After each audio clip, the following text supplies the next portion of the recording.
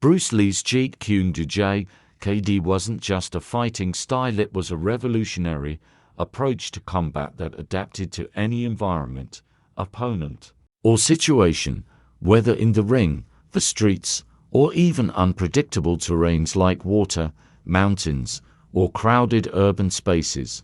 Bruce Lee's philosophy made him an unstoppable force. This story explores how Bruce Lee's combat style transcended the environment, proving that the ultimate martial artist isn't limited by surroundings, but instead uses them as an advantage. Adapting to any terrain. The true spirit of Jeet Kune Do, one of Bruce Lee's core beliefs, was that a fighter must not be rigid but fluid, like water, capable of flowing into any shape. This mindset allowed him to overcome the limitations of any battleground. Let's journey through 5 different environments where Bruce Lee's combat brilliance shines. 1. Fighting on uneven terrain. The mountain duel, a master of balance and mobility.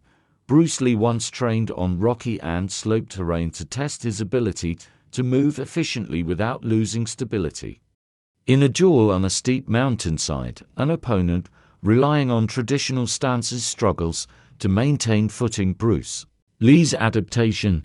Instead of using fixed stances, Bruce relies on fast, light footwork, moving dynamically to avoid losing balance.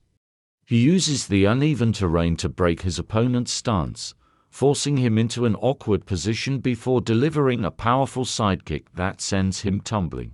Lesson: combat is not about fighting against the terrain, but using it to your advantage.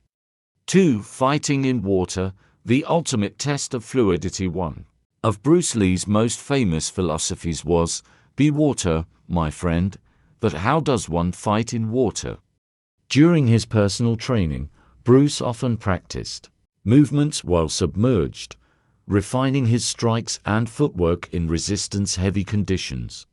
In a hypothetical water battle, Bruce would thrive where others would struggle. Bruce Lee's adaptation: he wouldn't rely on high kicks or excessive movements.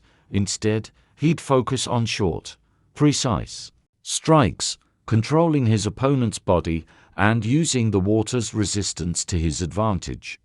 By keeping his movements efficient, he'd exhaust his opponent while staying composed. Lesson: a true martial artist must be able to fight in any element: land, water, or air. 3. The jungle encounter, the art of survival. Imagine Bruce Lee navigating a dense jungle, facing an opponent skilled in traditional combat. The trees, uneven ground, and limited visibility make traditional fighting styles less effective.